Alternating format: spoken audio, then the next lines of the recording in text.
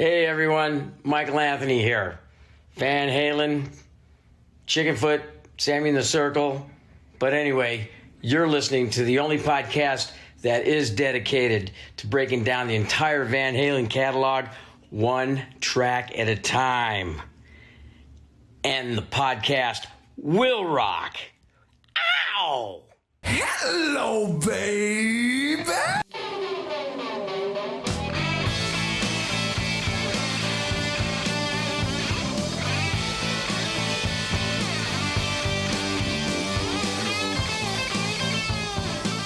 What is up, all you rockers, rockettes, and everything in between? Thank you for joining us for a new edition of And the Podcast Will Rock. Welcome back to the show, everyone. Down to the wire, and I mean that very, very almost literally, because we are down to our final two. Count them two. We're down to the final two on the wheel on the catalog of Van Halen. The time is rapidly approaching, so this is going to get interesting from this point forward. I mean, it was already interesting, I think, but really interesting for us. I am your co-host, Mark Kmeyer. With me, as always, Corey Morissette. Corey, I feel like nature is sending us a signal here lately that perhaps we shouldn't end the show this way, because if we don't, then they're just going to wipe us off the earth, because natural disasters just be happening. With increasing frequency, too. I was telling Mark on Sunday here in Saskatchewan, we had tornado warnings. I actually, we're getting all the notifications on our phone, like Environment Canada is doing all this stuff. So I got a nice deck out here. I'm just kind of parked on the deck, and I'm watching. Okay, if the clouds start swirling, and I start hearing shine on, I'm fucking out of here. We're hitting the basement. And then we were supposed to record this on Wednesday, but then Mark had a situation where he was under tornado warnings and quite nasty weather. So that, you know what, you've had bad luck with weather and vehicles and things like, and wind. So while you were hearing shine on, I said, just go find a safe spot. We'll record on Thursday. So here we are recording on Thursday, and now I've got the tornado warnings back. So we're expecting 90 to 100 kilometer an hour winds. Tornado warnings, rain, hail, you name it. It's going to get nasty. So we're going to try and get this show in before the weather really turns on us here. This is punishment that we're not ending on a classic like Humans Being, and the gods above have said that's wrong. Also, Humans Being should have been ranked higher, and nature is just so pissed off. You can't blame Corey and I. We tried our best, but that's true. Here we are. But no. We're gonna pull through. We're gonna make it, and we're gonna get through these last couple of shows, because only two left, man, of this phase of the show. Can you believe so much? The entire Van Halen catalog, that doesn't even seem real to me, and just in the amount of time that we've been able to do it. How you feeling? I'm feeling great. Like I'm ready to move on to the next version of the show. We got some plans for some new production elements, things like that. Scott Monroe pointed it out. He said it quite well. Sam and Dave on the wheel at the end, as God intended, which is apropos, because as we started off, it was all Dave for quite a while. Jeff is questioning, is Humans Being a classic?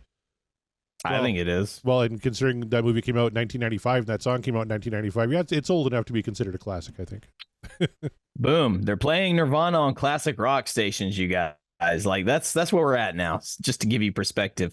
Corey, it's been a while since we heard some what's going down in Van Halen news. So what do you say we take a visit to our friends over at the Van Halen news desk? What's going down? All right, let's do it. First of all, we got the new Top of the World Live in Dallas official HD remastered video came out. Of course, the remastered edition of For Unlawful Carnal Knowledge will be coming out with some different cuts on it, some live cuts, including the entire Dallas 1991 show. So the little video from that, everybody should go check out. Looks and sounds fantastic. Then we have a new video from Extreme, which I know everybody's going to enjoy, because it's everybody's favorite song. That's right. It's Beautiful Girls. They actually did a video for it. And I was telling Mark off air that Justin Hawkins just did a Justin Hawkins Rides Again on the video for Beautiful Girls, and he's talking about, he really loves Pat Badger. Nuno's the best guitar player on the planet. This looks kind of cool. Yeah, the song is just shit, just utter shit. And like, why are you doing this? And he says this reeks of like a PR man at the label saying, "Hey boys, we're going to market this thing as the summer single of 2024. If you put this out, we'll really push it as being, hey, you want that summer single? It's going to be Beautiful Girls." I don't fucking see it happening at all, just because the song is so bad. You joke, you jest, but that's probably exactly what went down. No, totally. Yeah. So, anyways, Nuno, you'll see it in kind of the thumbnail there. His guitar might look a little familiar for fans of Van Halen too. He's got the bumblebee guitar type striping. It's not exact, and it's definitely one of Nuno's guitars.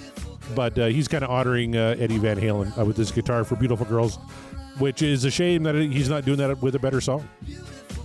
Yeah, of all the songs that could be used as a good representation, a good homage, Beautiful Girls ain't it. I don't think. Ain't it. All right, let's move on from that horse shit. Mm-hmm. Michael Anthony, he's been in the news quite a bit. First, he he did a video.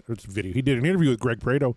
He's talking about. They asked him about, is there anything in the Van Halen archives? And Mikey's like, we recorded everything we did, so there's probably like miles and miles and miles of stuff in the archives. Of course, that's up to Wolfie and Alex if that ever sees the light of day. But Michael Anthony confirming that there's quite a bit of stuff in the archives if they want to delve into it. And then, of course, it was Michael Anthony's birthday too. So a very happy belated birthday to the man, the myth, the legend, the one and only Michael Anthony. And then the Van Halen News Desk released a little thing that they call the Ultimate Van Halen Summer Playlist. Oh, boy. Yeah, they got some songs on there like Feel Your Love Tonight. Oh, there's a good shot of Eddie. By the way, anyone on YouTube could see this. There's an ad for the Van Halen swim trunks. I bought a pair. I got the white and black pair. Fantastic. High quality. Oh, I've got to get some. You absolutely got to get some. There's Ice Cream Man, Dance the Night Away, Beautiful Girls, of course. Could This Be Magic? They're pretty much going through the whole catalog and pick it out. The Ultimate Van Halen Summer Playlist. Pretty much. I trust their judgments over there of what they would consider just a good summer Van Halen playlist. Yeah, I highly recommend it. I'm gonna go over there and check that out myself, so I can start jamming. The summer is here, you guys. The weather be damned, it's still summer. So let's try and have some fun.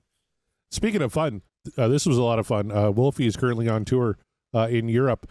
He joined Mr. Bungle on stage, and they did a version of Van Halen's "Loss of Control."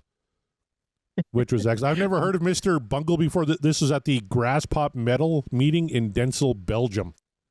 Well, let me ask you a question. Have you ever heard of Faith No More? I have, and I know that's Mike Patton on vocals there from Faith No More. And I know Scott Ian from Anthrax is in this band. Yeah. Dave Lombardo from Slayer. It's a very odd super band that just Mike Patton just demonstrating his music versatility / weirdness. And it's I'm not even going to begin to describe to the listeners that don't know what Mr. Bungle sounds like. I'm not going to describe it. You're just going to have to go check it out. But Wolfie joining them on stage, that's awesome. Yeah. And they do Loss of Control, which is even more awesome. And finally on the Van Halen News Desk, Michael Anthony names his favorite Edward Van Halen solo. You get one fucking guess what you think it is. I mean, I would assume Eruption. Oh my goodness, you assumed correctly. You got it on the first try. I mean, what else are you gonna say? What else is Mikey gonna compare that to? I know we all have our particulars, and we like. The show has taught me that a lot of Eddie's solos are near and dear to people's hearts that you might not have expected. I certainly didn't expect, but again, it's Eruption. That the most iconic solo, I think, in guitar history. So, like, other than maybe Jimi Hendrix's rendition of the Star Spangled Banner, that those two stand alone, I think. So, of course, it had to be. So I just love the banner headline. Michael Anthony names his favorite Eddie Van Halen solo. Yeah, it's Eruption. It's Eruption. Yeah. It's just like cool. That's everybody's Guess favorite what? solo. Me too. Yeah. And that guy too. We all have something in common with Michael Anthony, and that is all the news that's fit to print on the Van Halen News Desk. www.vhnd.com. Hell yeah, we love it. Love it. Big fans of those guys, and we're happy to call them friends over there. Speaking of friends, my dear listeners, you guys voted for the last show that Corey and I did. I know it feels like it's been forever, but the last show that we did, we covered the track "The Trouble with Never," and you guys seem to really enjoy this album a lot more than I think I enjoy it a little bit. So I guess I expected a really resounding just successful voting in this song, and although the voting did sway towards the positive, it was only a 74.2% of the Trouble with Never versus a 25.8%. I'm kind of shocked that it didn't get more votes on this one, or not more votes, but just a more positive response. But then again, maybe just people didn't care to vote on this one. How do you think the voting went with this? Well, for my own personal feelings on The Trouble with Never and on A Different Kind of Truth, I'm right around 75-25, kind of on that whole record and on that song. So it lines up with that. What we've been seeing though on the show, it's a little higher than I anticipated. I thought that would maybe be 70, 71, maybe high 68, something like that. But I'm perfectly fine with The Trouble never being there. I know we had quite the talk in our Discord this week about A Different Kind of Truth because of one of our dear listeners, one Mr. Kevin Brown, who is celebrating his wedding anniversary as we record this here tonight. So happy anniversary to Mr. and Mrs. Brown. We were supposed to record Ultimate Catalog Clash tonight. I'm like, no, go take your wife out for romantic dinner or something. Like, yeah, man. The poor woman is married to you 365 days a year. At least you could take her out for a steak or something. Oh, couldn't even give you the day. Couldn't even give you the special day, and just got to rib you, Kevin Brown. Knock a man when he's not even around to pick himself up. That's right. And only doing it because he trashed A Different Kind of Truth. He hates that record. Whereas I actually like it quite a bit, and I'm really looking forward to ranking that one. That's going to be coming up next Friday, Mark. Actually, we're going to be ranking. That's right. A Different Kind of Truth. So I was listening to it the other day as I was working on some stuff, and like those first 4 tracks are just sequenced so well, and they bang. Like it's a good kick and start to the record. I was a big fan. So Kevin Brown aside, he's certainly entitled to his opinion. It's just not one I share. I'm a pretty big fan of A Different Kind of Truth. Well, I'm curious to know how we had about 66 votes on this one, which is kind of a low in the average range of how many voters typically go into our polls. But nevertheless, our buddy Sean had this to say from the Sean Geek and Fast Fret podcast. You know him, Sean McGinnity, says, not a bad song, but to put it in the great category, I just can't do it. Although I enjoyed it for what it was, and I wouldn't turn it off if it came on, I would never seek it out. So I'm assuming because he doesn't think it's great that he gave it a Dream Is Over vote. And that's fair. I actually I half expected Sean to upvote this one, so that's kind of funny. That is kind of funny. I would kind of expect him to as well. I'm just kind of looking at the where The Trouble With Never ranks overall in the standings for us. It's 93rd, so it's below Big River from the same album, but it's above Don't Tell Me What Love Can Do, which I don't know. Man, we should have put that on the Revisited. That one should be higher. It's ahead of Source of Infection, Pleasure Dome, Take Me Back, Deja Vu. It's below Chinatown, Out of Space. I don't know. I think I might like The Trouble With Never better than Out of Space, but that's just I definitely like Chinatown a little bit better than I did Trouble too. With Never. So yeah, Chinatown was one of my top tracks off A Different Kind of Truth. So maybe that one needs a revisit, but I don't know, but let's see. Our friend, if we're going over to the Discord, which, hey, you guys, if you still haven't joined us on the Patreon, you really should, especially as Corey and I move forward with the show and the new iteration. But you get a link to the Discord where the real conversations are still happening, always happening, and it's a good time. Our good friend Scott Monroe says, the Trouble With Never. Okay, it's primarily Troublemaker. I was leaning toward a downvote because Old Man Roth really drags it down for me. And to be clear, I'm no Dave hater on this album. I'm good with his lyrics and singing on the rest of A Different Kind of Truth, but I'm troubled by his laziness here. His delivery is strained and grating. The lyrics are disjointed and full of superficial, incoherent bumper sticker wisdom, not the good kind. His low register, rambling word salad in the breakdown section doesn't do it for me. I get it. And yet, Corey Mark's analysis prompted me to listen closer to the music. It is indeed rock solid, a tasty riff and overall strong groove. I hadn't previously appreciated the great bass playing by Wolfie and Eddie Van Halen's solo rips during the power trio jamming, and I do like the stanky beat and melody. So thanks to you guys. I'm looking past the antics of Old Man Roth that bug me here.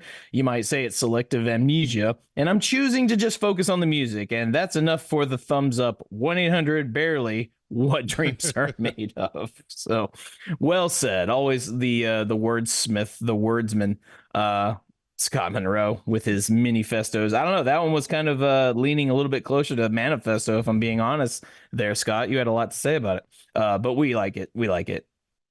We appreciate you, and we appreciate the anniversary. I have to read his off. It's his anniversary. Kevin Brown, he's not here. He's enjoying a lovely night with his lovely lady, and he said about The Trouble with Never, word salad lyrics with a couple of decent lines, but it's all haphazardly just thrown together. Dave trying to be smart, but not sticking the landing. Agree with Scott here.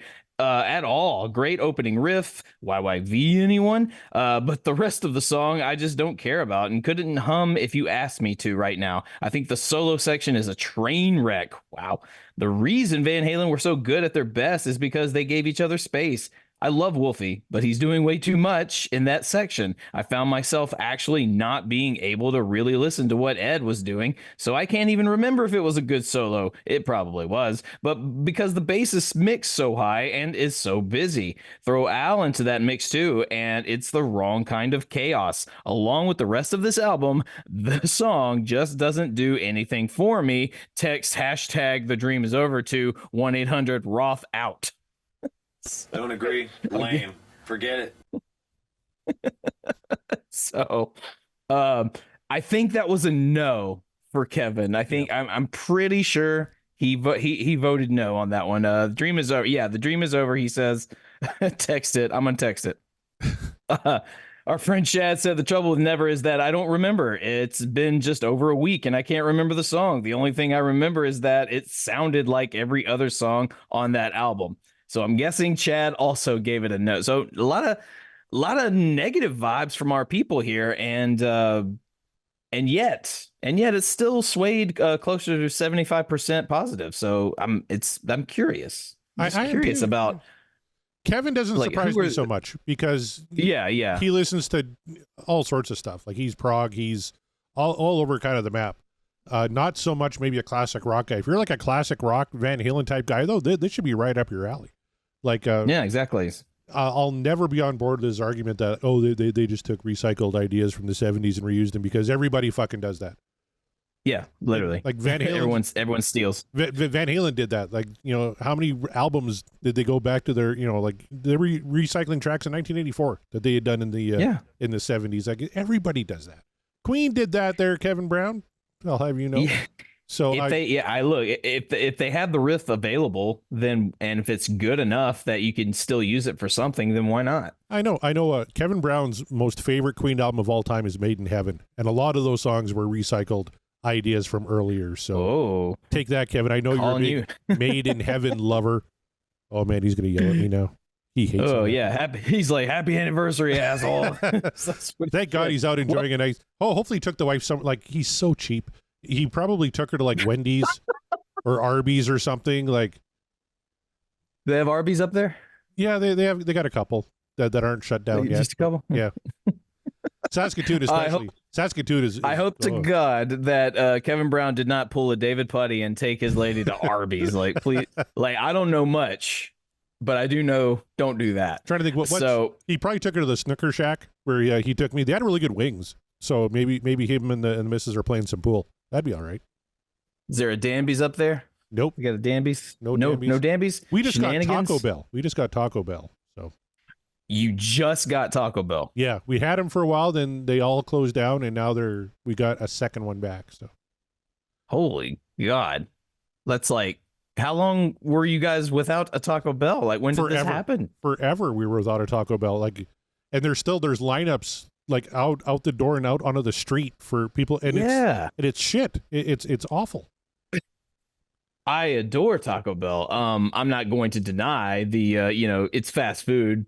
Set your expectations low, but man, they've always come through when I'm in a jam, when I'm in like a financial but hungry jam. It's always been Taco Bell as like a beacon of light in the dark sky, when you just have those late night cravings, and they've always been there. Like, I have taken for granted all of this. I have taken for granted my Taco Bell time. Yes. And you've helped me realize the error of my ways, Corey. And I want to thank you for that. And I want to apologize to you and your lack of Taco Bell all these years. One of these days, perhaps. I know you're not big on it now. Well, maybe one of these days you'll come back around. I was referring to just our Taco Bell in Regina is shit because people are complaining about it constantly. Okay. I haven't even got a chance to eat there yet.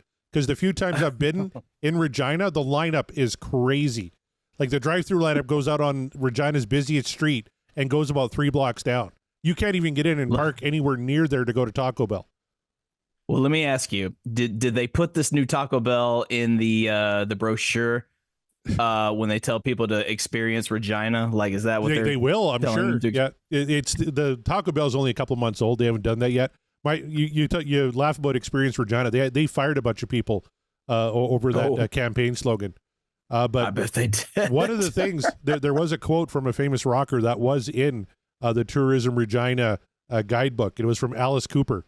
And he was talking about our hockey rink in Regina at the time it was called the Agrodome. And he gave a quote for Tourism Regina about the Agrodome. He said, quote, "It's the cleanest place I ever played."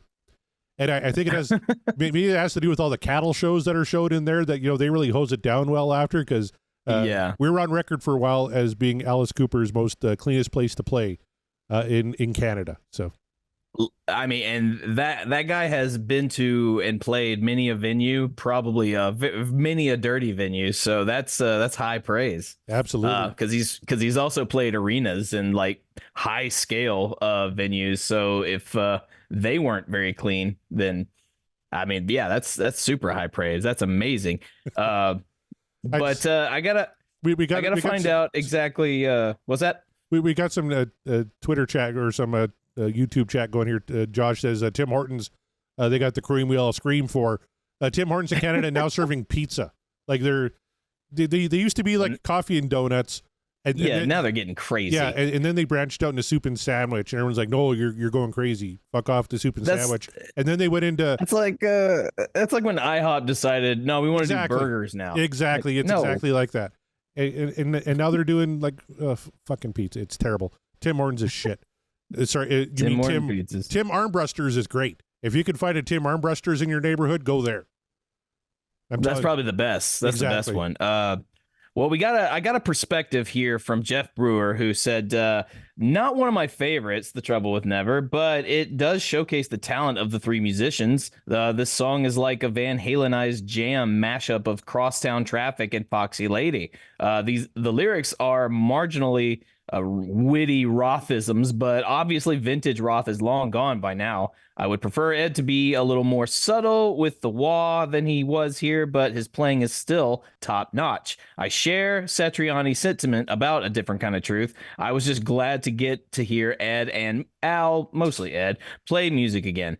Gotta be an upvote. So I guess so the nostalgia played a factor in for Jeff on this one, and then also just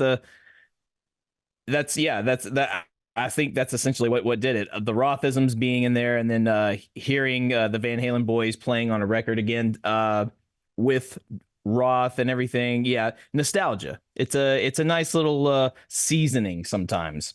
And then Davey Lee Smith says, The Trouble with Never, the music of this song I really dig. I happen to be a fan of Eddie's wah playing. I'll gladly take this over Kirk Hammett's wah any day.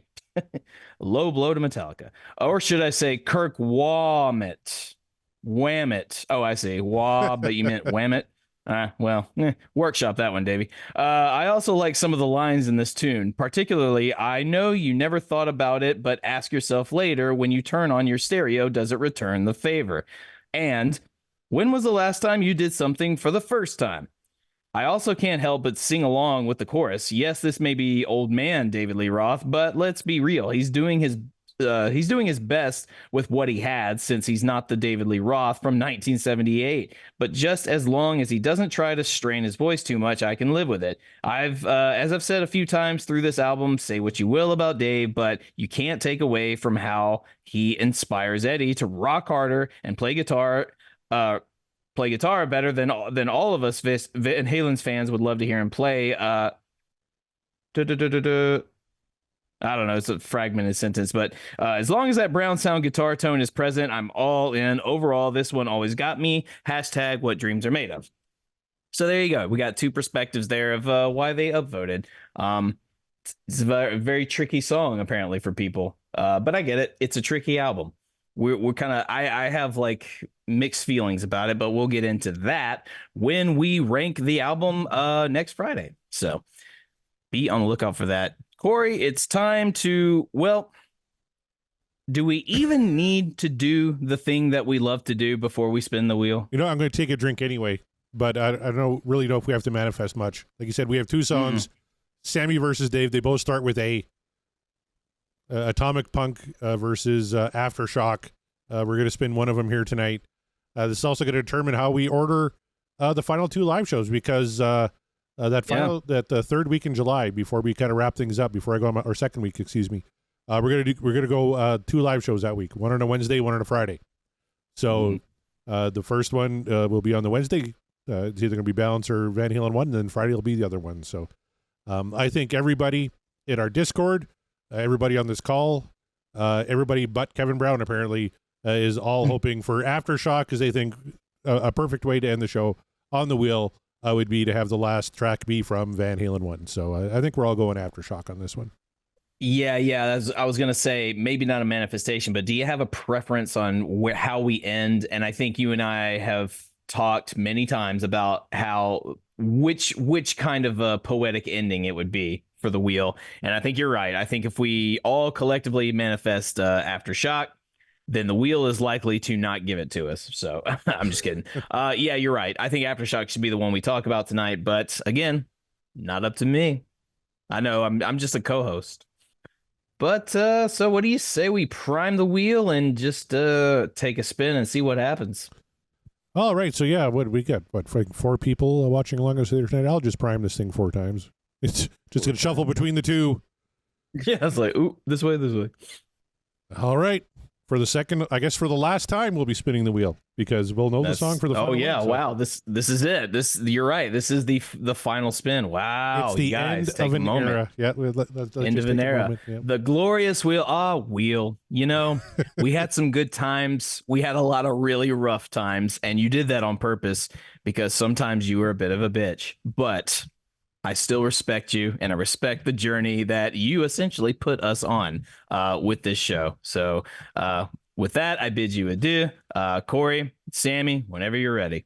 Here we go round,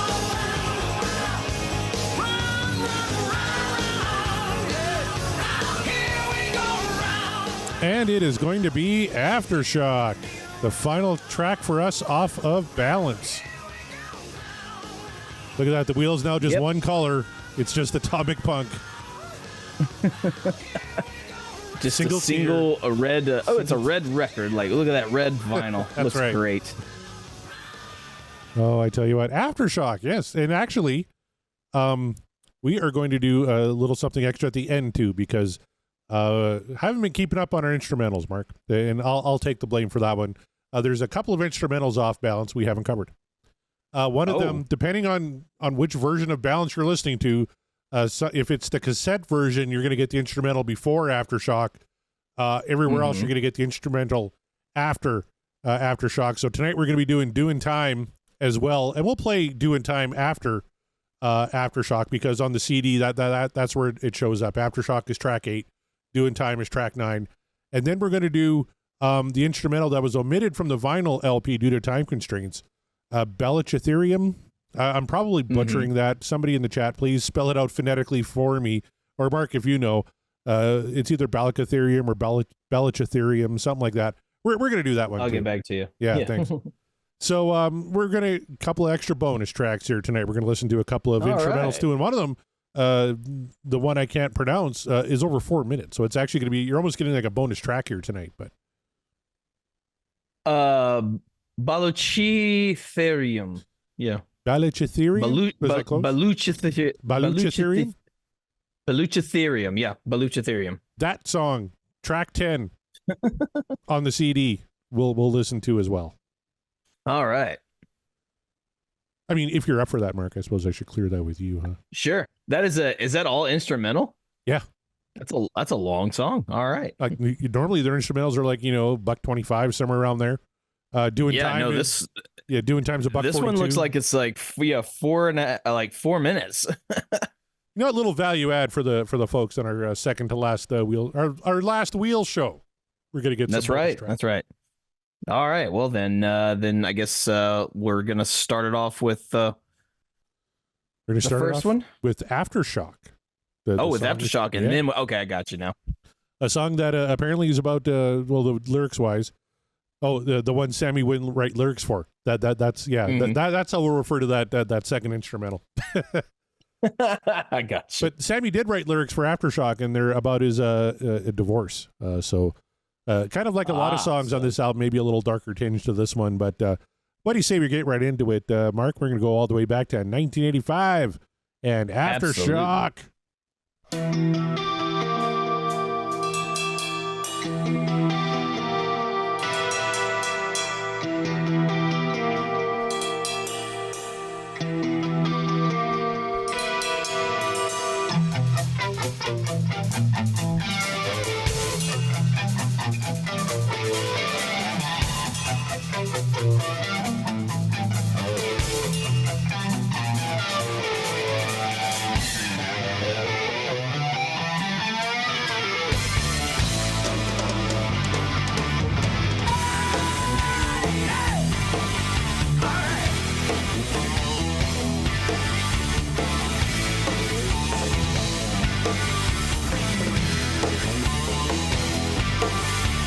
So I gotta be upfront with you here, Mark. Whenever people tell me, "Oh, I don't listen to Balance because Sammy's wuss rock," and the ballad was on that one, and they can't stop falling in love, whatever that shit is. They always say it wrong, and they always say and I always say, listen to Aftershock because Aftershock's a fucking banger. You want like some good kind of like harder edge Van Halen music, you get it on Aftershock. Right off the bat, too. I mean, like they give you that little intro that kind of sounds, for whatever reason, gave me like brief glimpses of like Enter Sandman. It like reminded me of Enter Sandman's opening riff, which is kind of funny. Yep. But to me, it's just the gradual build, and then the drum fills that Alex is doing. Just kind of, it feels like it should be out of nowhere, but it fits the song really well with how. Mikey and Eddie are playing. Just the riff when it all comes full to when the whole band comes together like that. Yeah, what a banger just to start off. And the song hasn't even really begun. The only thing Sammy has said is, "Oh yeah, all right," so far. But you're in for a rock and thrill ride, I think, is what the intro to this song symbolizes. Good call on the Enter Sandman riff. I didn't pick up on that initially, but after you said it, now that's all I hear was Enter Sandman. So it's just a tinge, it's not a lot. It's not obviously not directly the same riff or anything like that, but there's a familiarity to it. Yep.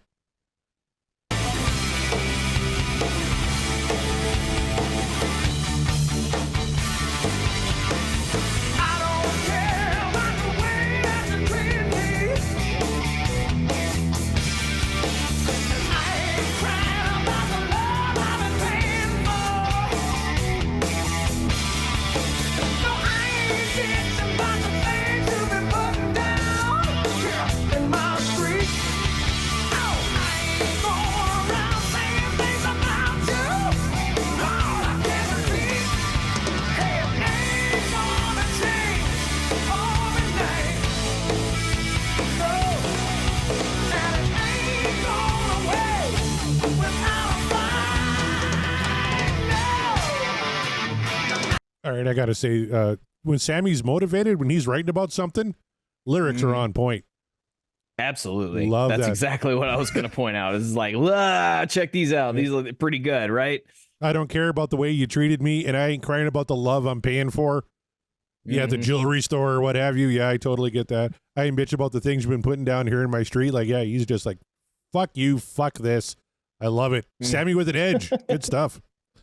Edgy Sammy. That's what it is. That's what it has been lacking for people that can't understand why we like the Sammy era, because they always point out some of his worst writing.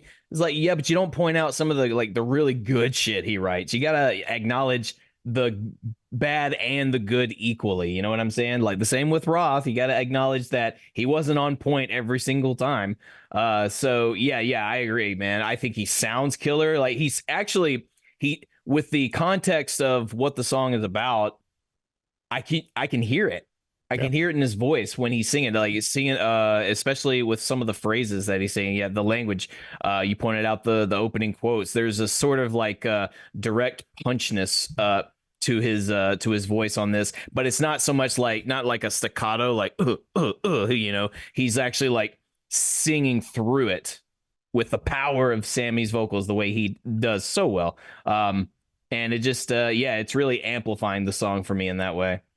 That riff is killer too. It's got a little. Oh yeah. It's got a little Dreams quality in the verse, a little bit riff wise. That kind of works for me. And once again, our Patreon chat coming through again. Scott Monroe says, "How much did you pay for that Love Sammy, Josh? $9 million up front and 23 large a month for 10 years." Oh, poor guy. Ouch. Yeah. Why do you think he released so much music in the years following? $9 million up front. Like that isn't even. And this was what the 80s when he did this. Like no, it's 90s. Was it 90? Well, okay, the 90s, like that's 90s. $9 million up front, and like that's still an absurd number to me. It's just I don't operate on the same wavelengths as rich people. I just don't. I can't fathom things. Well, why do you think he had to go out and pedal the tequila so hard and release all those records and tour all that much? Like I'm telling you, yeah, all things, yeah, it makes sense when you get the full grand picture. And I guess for his sake, I'm glad the tequila took off, and I'm glad that his other business ventures haven't gone too far off to the wayside, because he seems to be doing okay now. But good God, that would destroy me. He's still doing it. His beer was just a soft launch in Canada. I know our good friends at the Bogus Soda Show are like helping him peddle his booze. So I'm going to meet up with them in Toronto. I'm going to see if I can get it, down in Saskatchewan way. And actually now that Balance is going to be the Wednesday live show, I'm going to see if I can get those boys on the Balance live show, because they can never do. Yeah, they couldn't do the Friday nights for different commitments and stuff. But maybe a Wednesday, maybe we can make that work and get those guys back, because I love the Bogus Otis boys, and and even Sammy kind of tweeted at him how much he loves those boys. And the fact that they're helping him launch his beer in Canada. I can't wait to try some Red Rocker Brew down here. That would be awesome. Yeah. Please do try it and give me a full review. Josh says, Sammy to Howard Stern, "See what a nice guy I am? $9 million up front and $23,000 a month for 10 years. You are the nicest guy, Mr. Hagar." It's like, I mean, that's a word for it, I guess. The nicest guy. Like, I don't know, man. Like, there's a few other words I'm sure we could use, but good God, again, that would destroy me. But that's me. All right, well, let's get back to the music then, shall we? Yeah.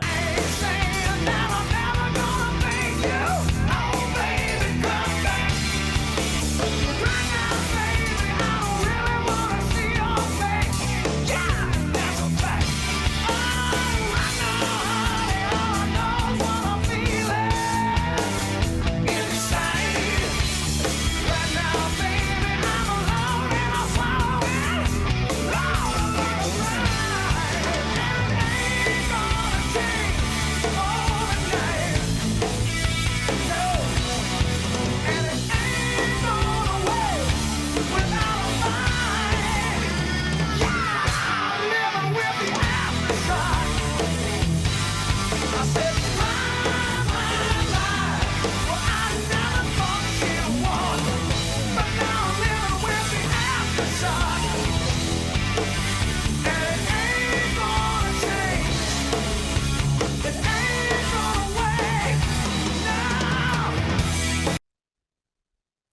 Come on, Mark. That's some good shit. Love that chorus. Living with the Aftershock. I said, my. Well, I never thought she'd walk.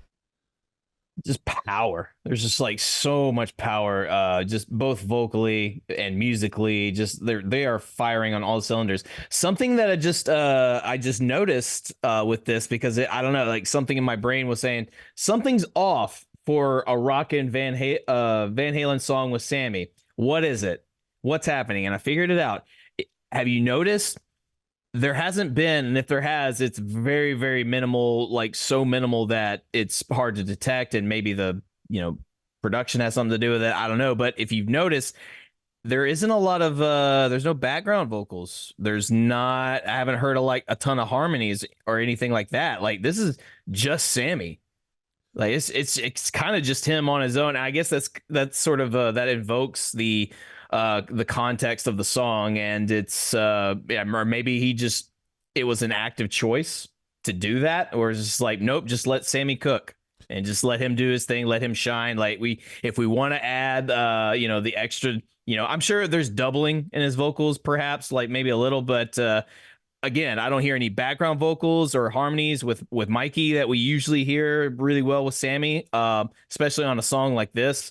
It's just him. So I don't know if I was just kind of noticing that. You notice that? Well, I got it on the My. You get Ed and Mikey on that, but it's lower in the mix than what you normally get on a Van Halen. Mm-hmm. Normally that's going to sail above. It is kind of mixed right normal. And Scott just right here too says some harmonies on the My. Yeah, and I agree. Okay. Because I was going to make note of that too, that we haven't really heard it until that section on My, and then that's all we kind of get from it. Jeff, with a great anecdote here, too, says, from what I remember, his greatest hits record was released specifically to help pay Betsy off. He made a lot of money during the decades they were together. So whenever you got a divorce happen, bands do this all the time. Let's just throw it a fucking greatest hits. And people will buy it. Paid. Yeah, look how many times Aerosmith fans have bought their greatest hits. They've released more compilations than they have original albums, and people still buy it. Oh, good God, yeah. People, still get them. I mean, Van Halen's released a couple, and then it's just a couple. There's a lot of bands that have done that. There are bands that have done that when they don't really have a lot of albums to their name, and they're still gonna put out a greatest hits. 3 records. Like, wow, they put out a greatest hits. Yeah, like you're really broke right now, aren't you? Huh? Yeah. Okay.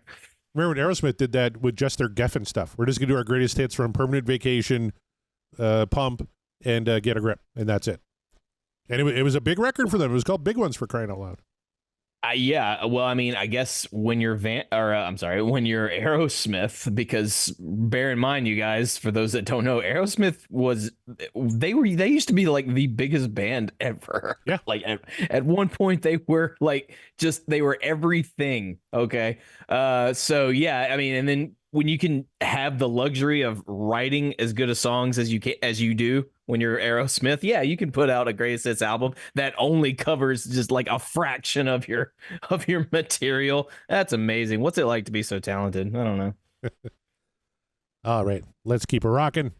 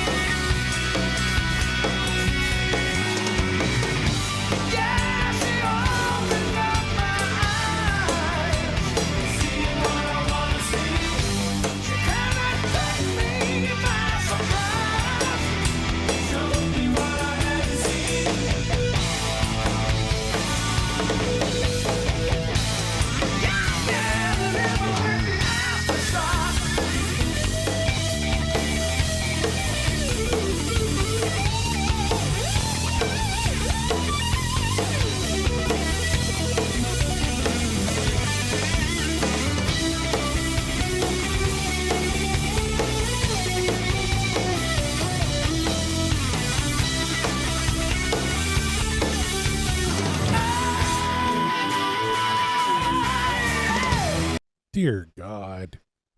Oh, I don't like the Sammy Hagar era. Yeah, no, it's garbage. It's too soft. Like, okay, it's like you're not listening to it all. I love that his solo.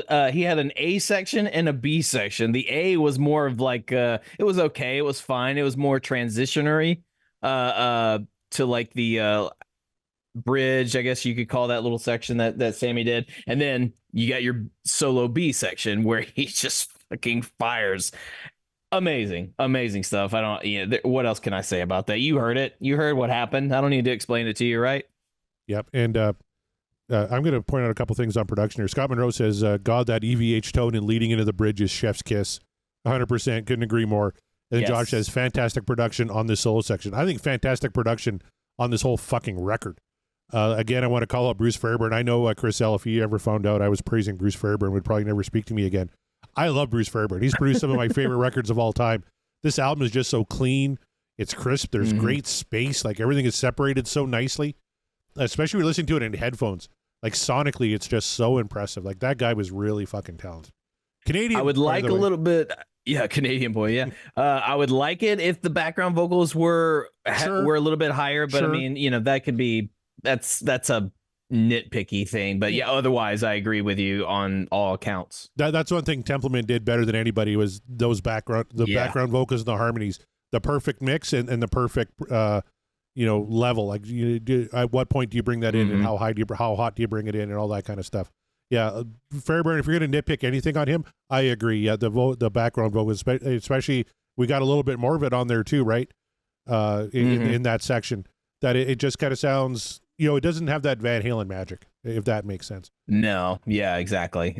No, Templeman stands alone in that regard, I think, of capturing recorded Van Halen magic.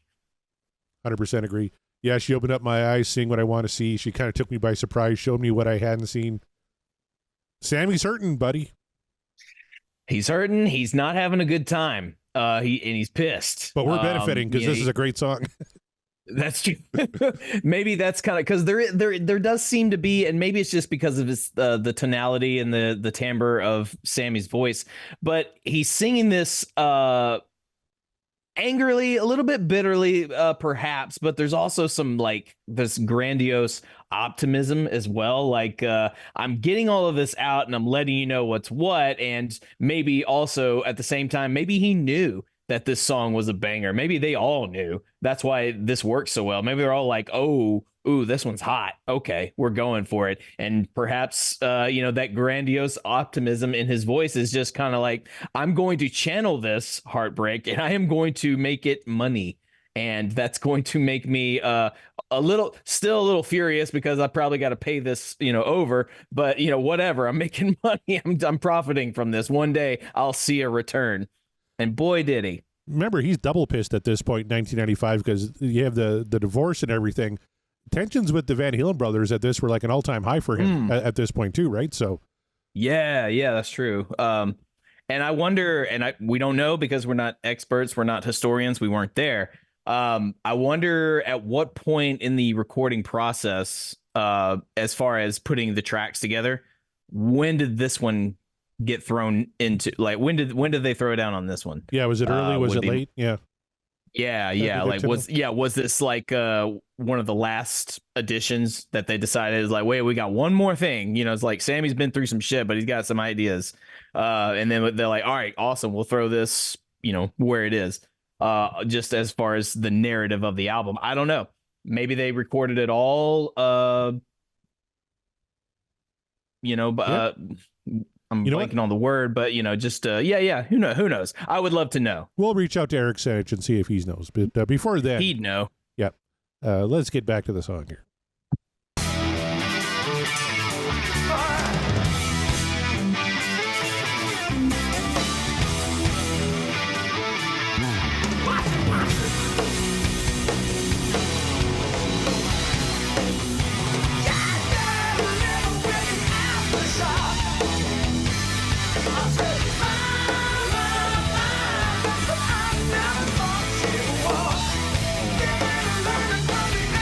Aftershock.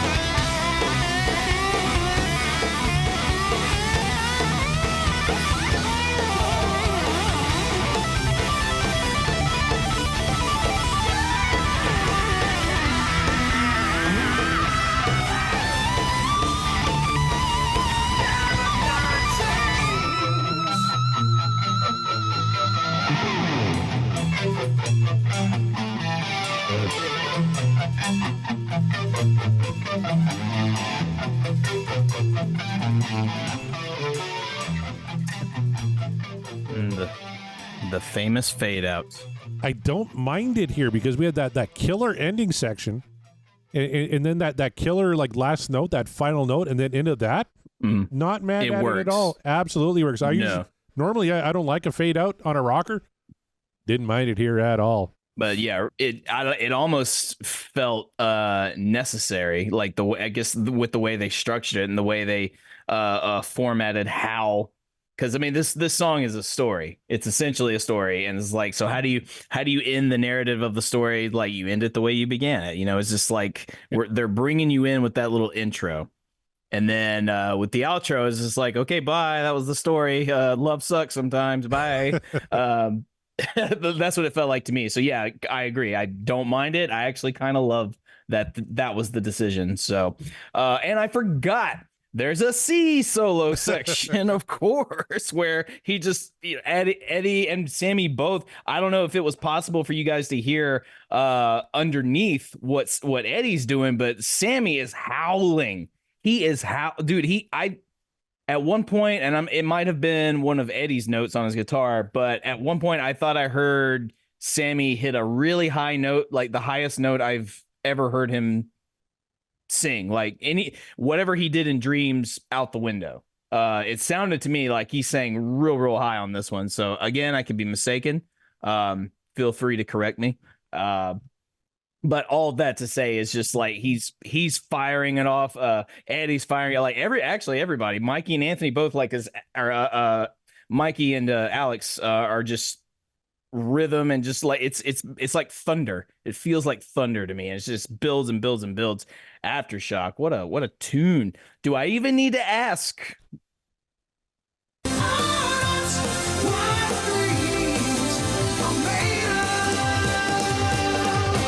I go back and forth with this song and Don't Tell Me What Love Can Do as my favorite from Balance. I always loved this track, and I always loved Don't Tell Me. And listening to doing this show, going through this experience with you, has really made me appreciate Balance more and more and more. Even songs I used to absolutely hate, like Feelin', which I was never the biggest fan of. I was like, okay, well, it's starting to grow on me a little bit. Take Me Back, Deja Vu is kind of growing on me a little bit. Not Enough I always really liked. Big Fat Money I always liked. Seven Seal I always liked. There's a lot of really good fucking stuff here, but I love that Sammy's singing like he's fucking pissed off, and it comes through. But that's what this song is, so it works. Like, I think it was Scott Monroe in the chat just pointed out how raspy his vocal is. Like, yeah, he just sounds like a man scorned, and he's just pissed off at the world. Like, not just Betsy, but like the Van Halen brothers, management, whatever the fuck. Like, this is not a good year for Sammy Hagar, and he is mad, and he is putting it all out in this track. And I'm sorry that 95 sucks so bad for him, but we benefited because I love this song. I thought he fucking knocked it out of the park. Mark and Meyer, before I go to you, I wanted to ask Kevin Brown what he thought of this one. I really look forward to sucking. Oh, that's not a good sign. If he's already looking forward to sucking. Oh, I mean, there's not a lot I can add to that because you said it. I think Aftershock might take my number one spot at this point. Because yeah, you're right. I guess I've heard Aftershock before, but Balance, like you, I was really kind of coming into it from not from a place of total ignorance, but just I didn't jam it often. But I know how much Christy loves Balance, and so that kind of helped inform, like, oh, okay, maybe this album deserves like a more fair shot, like an actual listen and analysis. But then of course we started the show, and then it was like, all right, well, I can't do that. I'm gonna wait till we're done with the album. But I just don't remember whenever I listened to Aftershock before that it sounded like that. So color me pleasantly and excitedly surprised, because this song rules. Yes, I apologize to Sammy. Apologies to Sammy Hagar for just the sheer fact of, yeah, you were going through it, sir, during this time period. But as Corey said, we benefited from your pain, like both your financial pain and just your inner turmoil being pulled apart from.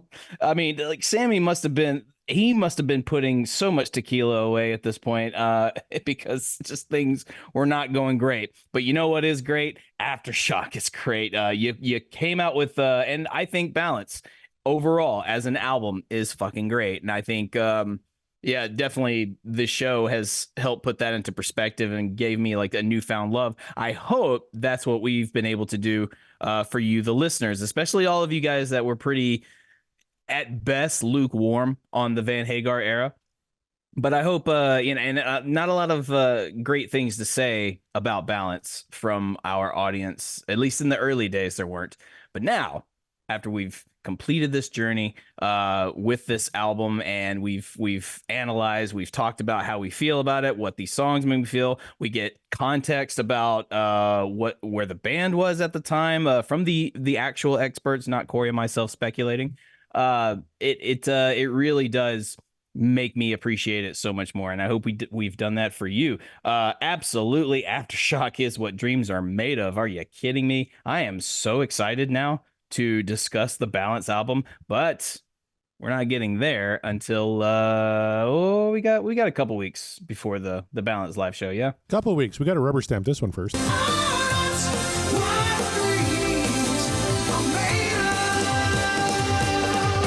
Got to rubber stamp it. We can't just not, play the song, for fuck's sakes. Come on.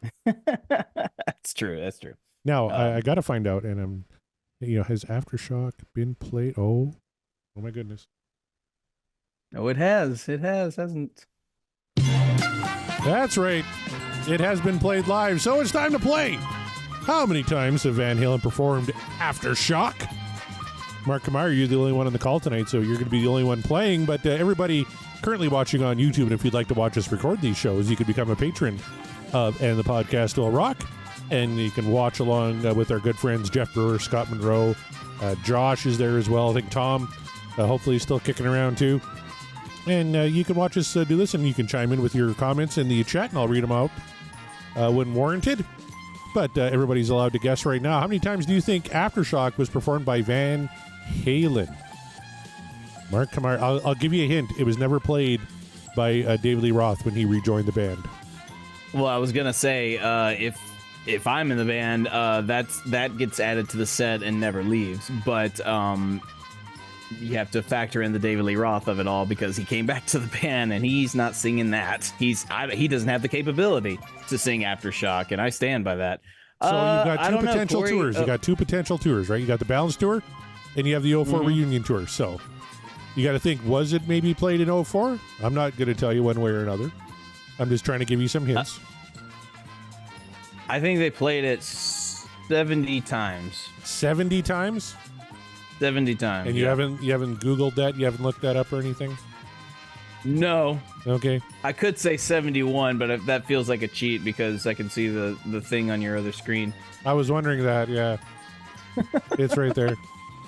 Well, guess what? Corey's going to get a big fat...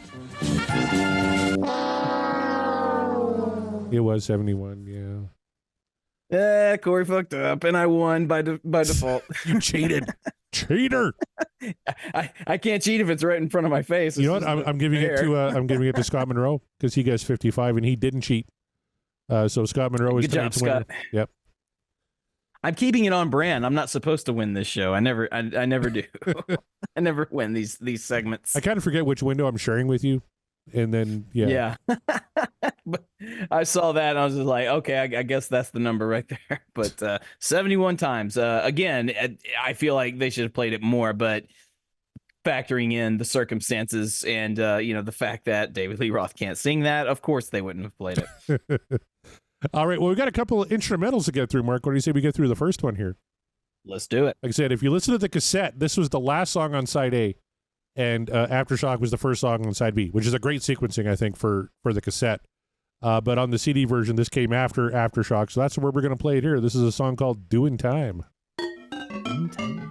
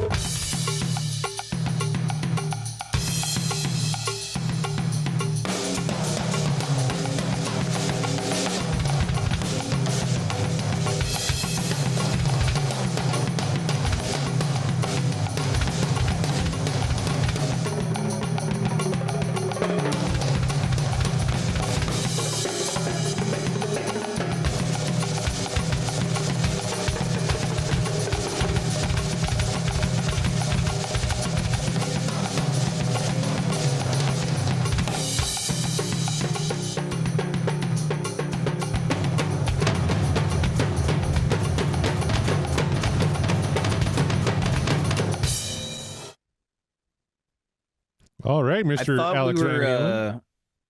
I thought we were listening to Van Halen. You played like first half of a Nine Inch Nails song. Scott said, sounds like Al's jamming with the Buddhist monks from the Seven Seal. There you go. Right. could have been, yeah. I really want to believe, and I never saw Van Halen live, unfortunately. I certainly didn't see him on the Balance tour, but I was really kind of hoping that would be like Al's drum solo on the Balance tour. That's don't think it was, but I mean, it felt like it. I don't think it was either, but it makes me want, did he get a drum solo on that tour? Oh, he always gets a drum solo. I wonder what he did. I wonder if he just did he changed it up, or if it was like the kind of the same solo every night. I'll bring up a sample set list here. This is from the Deer Creek Music Center in Noblesville, Indiana.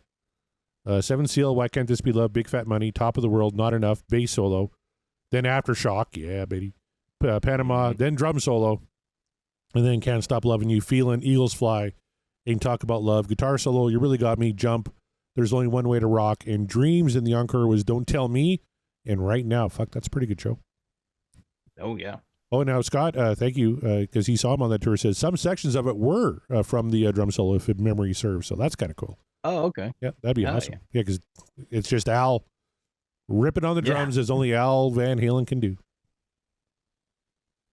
It's very interesting and very it's honestly, all of their instrumental tracks are interesting because they're all so different and often odd.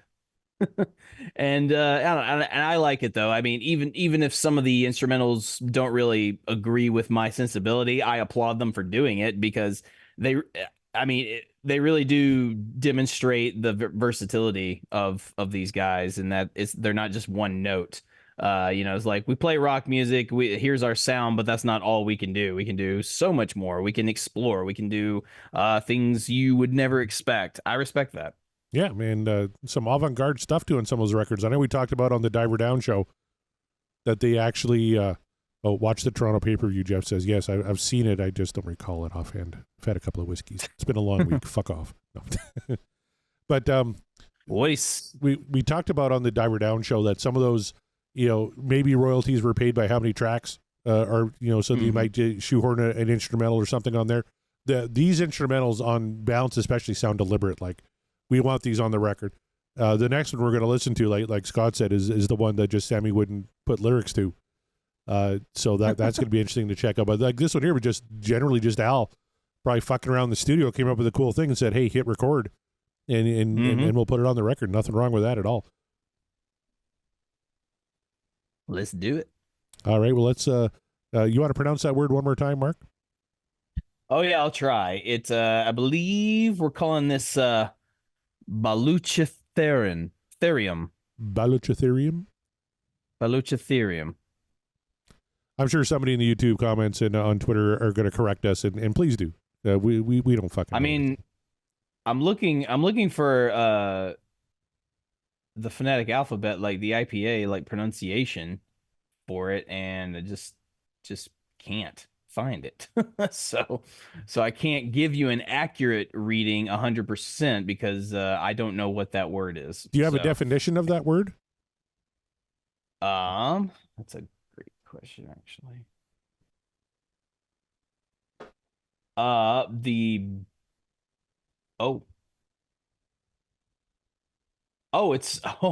It's the largest land mammal. Really? It's a mammal. Yeah. Like it's got a couple of different names, but it's essentially, if I'm looking at this correctly, it's like oh my God, really? I thought I was the largest land mammal. It's essentially if an elephant and a rhino were merged, but were the size of a giraffe. Did you accidentally Google Brontosaurus instead of Baluchitherium? Oh, okay. I didn't. I mean, if you take a look at this thing, you're like, oh, well, that's clearly like something of the prehistoric age. But yeah, that's what I'm finding. Let me let's see. All right, well, Mark, an animal or a fossil of the genus. So yeah, it's like this large animal, and I guess what it looks like was what I described. All right, well, you keep researching, because what we're going to do is we're going to play the instrumental here. I want you to write some lyrics to it as we're going along here, just off the top of your head about this large animal. So I'll break in every once in a while and ask you for your finished work. You'll have about 30 seconds. Go ahead and write something cool. Here we go.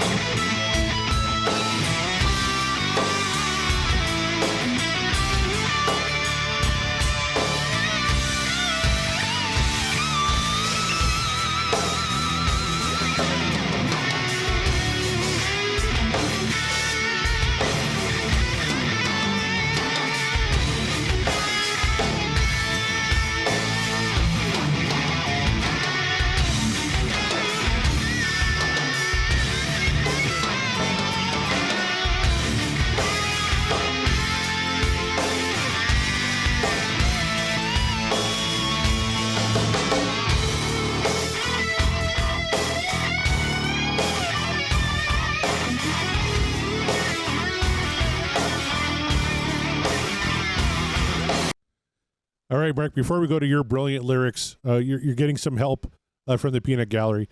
First, Jeff Brewer says the main riff is from Trevor Rabin's Eyes of Love. I'm not familiar with that, but Jeff Brewer has never been wrong in the entire time I've known him, so I'm going to assume that's correct. Scott Monroe also writing lyrics for you. Wham bam, oh mammal man, yeah, yeah, you're the biggest one on the land, yeah, yeah. That's not bad. That's not bad. That's not bad. That's sort of Gary in a Sharon similar quality fashion. there. Yeah. Yeah, that's a similar fashion of what I had going on here. Yeah, you got something for us? I do, since it's apparently this creature is a giant mammal that is a elephant, rhinoceros, dinosaur thing. So I come, I stomp, I travel, I romp. Rule this land, no time for fear. Feel the ground. I'm here. Ooh. That's not bad. Can you sing that and we'll put that over top the music? Maybe. Not tonight, obviously, but maybe for the for the Bounce Live show. Yeah. If I do that, maybe I can. I should. If I get creative enough, I'll just come up with a whole batch of lyrics. Do it. Jeff says that's excellent. Yeah, I kind of agree. But you also have to sing Scott Monroe's version too. The Wham Bam Mammal Man, and we'll I'll integrate it. Yeah. Maybe that'll be the bridge. That'll be Mikey's part that he would sing. Okay, we kind of get a bridge section in the music right before the main the thundering riff comes back. Maybe that could be the Wham Bam Oh Mammal Man section. Who knows? Maybe, yeah. All right, well, let's see if inspiration strikes again. Let's keep going.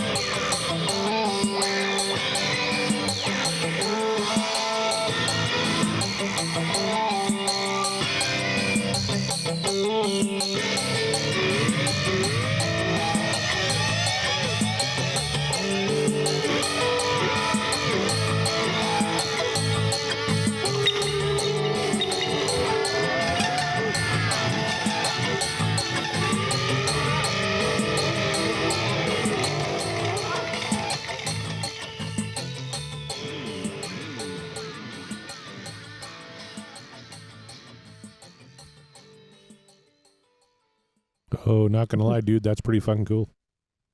It's got a little that there's I could hear like a wilderness like a forest flair to it, as if the giant mammal is retreating back to the trees. I did find a phonetic alphabet for the word. It is actually, we were right, except for the ch is actually a hard consonant. Okay. So it's Baluchitherium. Baluchitherium? Baluchitherium. Okay, Yes. cool. Scott Monroe says, I always love the outro here and how EVH has totally created a fucking jungle of guitar animals, which is the point you're making, which is pretty fucking cool. And I'm thinking you're going to be able to come up with some lyrics that are pretty easy to this that are going to rival Up for Breakfast, that's for sure.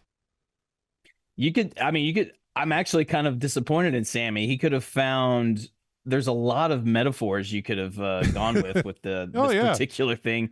I mean, we know Sammy's not really he's more on the nose than metaphor guy like Dave is, but I don't know. Even look, the stupid lyrics that I wrote down are more like literal. Like I'm literally the beast of Baluchia here, and then I'm just gonna pretend I'm singing the song as if I'm just living my life. Like, you could have done that, and it might have been fascinating, or it could have been really stupid. I don't know, but the music is good enough that I think whatever lyrically would have come out of it would still have made for a pretty decent rocker. Damn right. It would have been a thumbs up for me. I kind of dug that. Yeah. For more context, it's like a prehistoric rhinoceros is what this thing is. Like, if a dire wolf is the prehistoric ancestor to the gray wolf, the Baluchitherium is the prehistoric ancestor to the rhinoceros. Cool. It doesn't have a horn, though, and it's way taller. All right, well, it's a funky animal, because we had some funk on that track, too. And put some stank on it! That's right. Oh, she was stanky. Plenty of stank from fossils. Yep. Tell you what, I asked Kevin Brown what he thought of that, though, and he said, it's the worst piece of shit we've ever done, and it's not leaving this room. I don't know if I'd agree with that, Kevin. Come on. It's about old bones. And speaking of old bones, if you were watching the debates, I am sorry for you. That I had no interest in that. You know, we're not going to get political on this show, but geez, I watched like the first 5 minutes, and all I kept thinking was like, America just, has anyone tried to unplug America and plug it back in to see if it would reset? Because you guys are fucking broken. Those are the two best folks you could come up with. We did. It was called the first time we did it was called the Great Depression. The second time it happened was the recession of 2008. When the banks went fucking ape shit. And then we had this thing called COVID-19 that shut everything down. and still, Corey, we still couldn't pull it together. Because the world is in chaos. Here is the topic that is going to unite America once and for all. Megalodon versus Baluchitherium. Who wins? Easily the Megalodon. Do you know how big the Megalodon is? Like, Megalodon eats poor Baluchi. Really? Like like Meg from the Baluchi's Meg movies? Big, but it ain't that big. Okay. Like a Megalodon is unfathomably huge. But his disadvantage is he only exists in the water. That is true, but you get big dumb Baluchi into the water, he just trips because they're probably not strong swimmers. Then old Meg's just gonna swoop him up. Well, there you go, Scott. That was a stupid question. Thanks for nothing. Because otherwise, one stays on land and the other stays on water, and we have a stalemate, don't we? So what are you gonna do? The Megalodon's not gonna crawl his ass out of the water. See, that's why Godzilla versus Kong worked, because they started off, Kong was on a fucking aircraft carrier and Godzilla was in the water. Total disadvantage, right? But at least Godzilla can go up on land. Megalodon can't. Yeah. At least from what I've seen in the Meg movies. I've only seen the first two Meg movies, so that's my knowledge. I mean, it's just a giant ass shark, and they don't get legs. So and they're easily punched by Jason Statham. Yeah, exactly. Or I think he kicked it, but or Okay, something. sorry, I don't know. yeah. I didn't watch the Meg movies, but anywho. But you didn't come here for Megalodon No. and Baluchitherium talk. You came here for Van Halen talk. We just give you the extra stuff for free because we love you that way. And we love Van Halen, and we love that this journey has brought us all the way here. You know what that means, you guys. It's the last one. We've got one more on the One wheel. The wheel, song well, the left. wheel is null and void. It's null and void. So we have one song to remaining left to talk about, and that is, of course, Atomic Punk from Van Halen 1. We are going back to the beginnings, the humble beginnings of the how we all, if you were a listener, I say we, the royal we, if you were a listener of Van Halen since day one, like you saw the beginning journey, at least with this iteration of the band. And it just, yeah, it's very poetic that we're going back to the humble beginnings for the last of the Wheel show to finalize the catalog. However, it's not the end of us just yet, you guys. As Corey mentioned, we've still got now. We will have 3 albums left to talk about, to rank and to discuss and get our overall feelings, and then we've got some other things coming down the line, so don't leave us just yet. As a matter of fact, what you need to do is go to podcastwillrock.com, find all of our socials there, all the backlog episodes prior, the merch store. There's a link to the merch store. Get you a shirt, get you a tank. You can make it a tank. It's hot. It's going to be very, very hot this weekend. Stay indoors and stay cool as possible if you can. To all my friends stateside, I don't know what Canada's going to be doing this weekend. Hopefully not too bad. Keep your power, keep your generators ready. However you guys prepare up there, it's weird. It's another world up there that I don't quite understand. But I just stay safe is what I'm trying to say. Stay safe with all that, with the weather. But also, while you're at the website, join the Patreon. You guys find the Patreon. Podcast Will Rock is patreon.com/Podcast Will Rock, I should say. That is where all the fun conversations are happening, because you get a link to the Discord, the biggest perk, I think. But also we've got other perks that we can throw your way. And if you find a tier that you want to join, but it's just not quite there for you, let us know what we can do. We'll find a tier for you. We want you all with us as we continue this journey moving forward. A lot more stuff, a lot more content, a lot more show. So please stick around. We've got so much stuff coming up down the pipeline. Speaking of so much stuff, there are so many podcasts you could choose to listen to. You chose to listen to us, and we appreciate it. But we are just one of many great podcasts on a great podcasting network. Corey Morissette, please tell them about it. All right. You wanted some podcast? We got some fucking podcast for you. How about the Ultimate Catalog Clash? Myself and Kevin Brown currently going through the first 20 years of the Foo Fighters, Season 3. That's been a hell of a lot of fun. Join us there. Kevin Brown also does a little show called The Tom Petty Project. This season he's breaking down Wildflowers. That is a must-listen if you're a Tom Petty fan. And Kevin, with his buddy Randy Woods, does a show called Seaside Pod Review, where they are breaking down the Queen catalog. They have a wheel. I'm not sure where they got that idea from, but they spin it every week and they talk about a Van Halen track. Then, of course, we have the sexiest man in podcasting, Scott Haskin, did a show called Uriah Heep, the Magician's Podcast. That's all wrapped up. You can go check out those archive shows. And he does his show, The Haskin Cast. So go check it out wherever you get your podcast from. Then we have our good friends Nate and John at the Deep Purple Podcast, The Simple Man at Skinnered Reconsidered, Terry T-Bone Mathley at T-Bone's Prime Cuts. This week he's dropping a show with our good friend Darren Paltrowitz talking about David Lee Roth. You don't want to miss that. Then we have Rye at Sabbath Bloody Podcast, Paul, Joe, and David at In the Lap of the Pods, Andy and Matt at Hawk Binge, Eric and Jonathan at Maiden A to Z, Daniel and Josh at Diary of the Madmen, the Ultimate Aussie Podcast, Ben and Sam at Universally Speaking, the Red Hot Chili Peppers Podcast, George and Hattie at the Judas Priest Cast, Clay and Rye at North by South Podcast, Greg and Jonathan at So Far, So Pod, So What, Quinn at End Volume for All, Sam, Nick, Steve, and Mark at the Rock Roulette Podcast, Chaz and Greg at Regarding Lulu, Chaz, and Shats at Rush Rash, Chaz and Wolfie at Regarding Roger Waters, and coming soon, we just did the first episode, kind of, our Van Halen 3 episode, kind of acted as the debut episode of Regarding Van Halen 3 with Chaz and our good friend Scott Monroe, and I believe Wolfie's on that one as well. And then we have the Rewind to 1984 podcast, the Sean Geek and Fast Fred podcast, one of the best podcasts out there. Please go check them out. The DLR cast, the Bogus Otis Show, Booked on Rock with the one and only legendary Eric Senich, You're All Doomed, a Friday the 13th podcast, Spinning the Wheel podcast, Dissect That Film, Three's Company Tour Rewatch podcast, a little bit of a hiatus for them. They'll be coming back soon. The Nerf Herder Council, Talking into Infinity, and of course, Pod of Thunder, the recognized symbol of excellence in rock and roll podcasting. 2 weeks ago, they did a Van Halen tune. They did Van Halen tune. They did "She's the Woman" from A Different Kind of Truth. They loved it. This past week, they did "Hungry Like the Wolf" from Duran Duran. A unanimous rock and roll boner from those boys. It's one of the greatest fucking 80s tunes of all time. So go check them out. And thank you for checking us out. As Mark pointed out, you know, we started this journey off with Van Halen 1. The very first track we ever did was Running with the Devil. The very first track we ever spun was On Fire. And the very last track on the wheel is Atomic Punk. So it's a little poetic.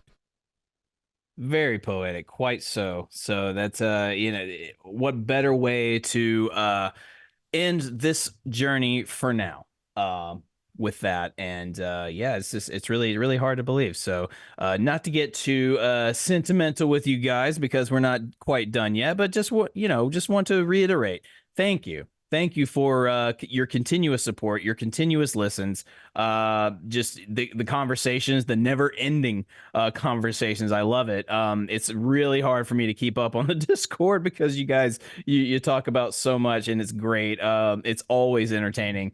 Like I said, you guys, if you have not yet joined the Patreon, you should, just for the Discord link alone, because it's lovely. It's wonderful. I love being a part of it.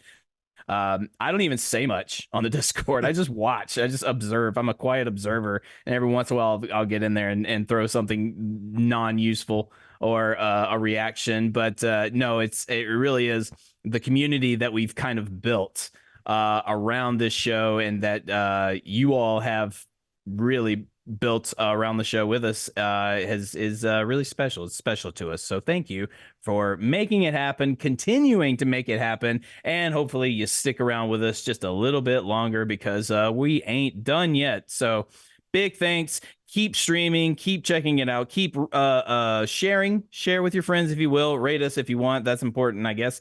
And as always, keep rocking about. On behalf of Corey and myself, we are And the Podcast Will Rock, and we will rock you later.